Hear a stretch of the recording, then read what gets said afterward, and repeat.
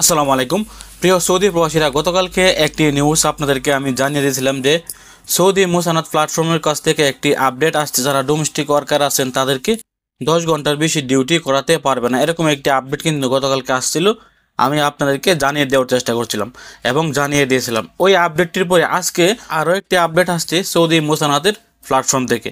অর্থাৎ সৌদি সরকার এখানে জানিয়ে দিয়েছেন সকল সৌদি প্রবাসীদেরকে সপ্তাহে একদিন ছুটি দিতে হবে। আপনারা স্ক্রিনে আরও একটি নিউজ বা আরও একটি বিজ্ঞপ্তি দেখতে পাচ্ছেন। মুসানাতের বরাত দিয়ে কিন্তু সৌদি সরকার বা সৌদি আরবের সকল গণমাধ্যমে কিন্তু আজকের এই নিউজটি ইতিমধ্যে প্রকাশ পেয়েছে।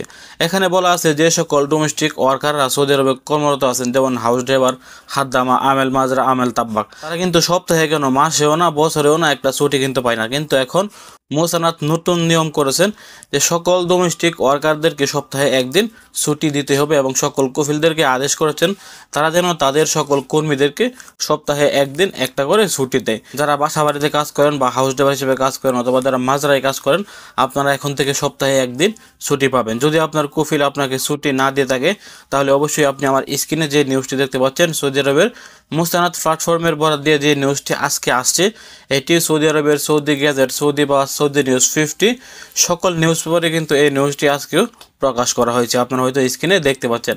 আপনারা আমার এখান থেকে এই নিউজটি স্ক্রিনশট দিয়ে আপনার কফিলকে দেখাতে পারেন যে দেখেন, এখন থেকে সৌদি সরকার আদেশ করেছেন যে আমাদেরকে সপ্তাহে একদিন ছুটি দিতে হবে এবং আমাদেরকে 10 ঘন্টার বেশি কাজ করানো যাবে না। গতকালকে বলা হয়েছিল যে সকল ডোমেস্টিক ওয়ার্কারদেরকে একদিনে 10 ঘন্টার বেশি কাজ করাতে পারবে না, সর্বোচ্চ 10 ঘন্টা কাজ করাতে পারবে। এবং আজকে আরও একটি আপডেট দিয়েছেন, যারা ডোমেস্টিক ওয়ার্কাররা আছেন তাদেরকে সপ্তাহে একদিন ছুটি দিতে হবে। আশা করছি যারা সৌদি আরবের ডোমেস্টিক ওয়ার্কাররা আছেন তাদের জন্য কিন্তু দিন দিন ভালো ভালো কিছু আপডেট আসছে বা ভালো ভালো কিছু নিয়মও কিন্তু তাদের জন্য আসছে। এখন অনেকেই বলেন যে ভাই, সৌদি সরকার তো নিয়ম ঠিকই করে কিন্তু আমাদের কফিল তো এগুলো মানে না।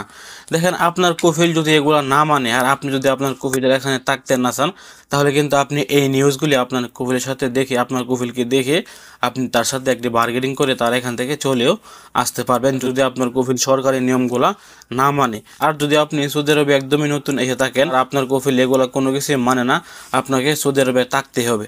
অনেক সময় দেখা যায় যে কফিলের সাথে বার্গেনিং করলে কিন্তু এটা হিতে বিপরীত হয়ে যায়। সেক্ষেত্রে আপনাকে অবশ্যই চুপ থাকতে হবে।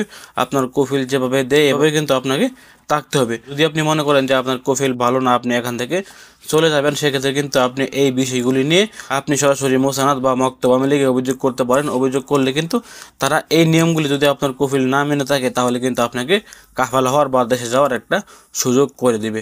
সেক্ষেত্রে আমি বলবো, যারা কফিলের আন্ডারে থাকতে চান আপনারা চুপ থাকুন। যদি আপনার কফিল এগুলো না দেয় আপনি ভালোভাবে বলেন, যদি আপনার কফিল এগুলো না দেয় আপনি আপনার কফিলের সাথে বার্গেনিং করবেন না। তো এই ছিল আজকের গুরুত্বপূর্ণ একটি আপডেট তথ্য। ভিডিওটি শেয়ার করে সবাইকে জানিয়ে দেওয়ার চেষ্টা করবেন। ভালো থাকুন, সুস্থ থাকুন, দূরপ্রবাসের সঙ্গে থাকুন। আসসালামু আলাইকুম।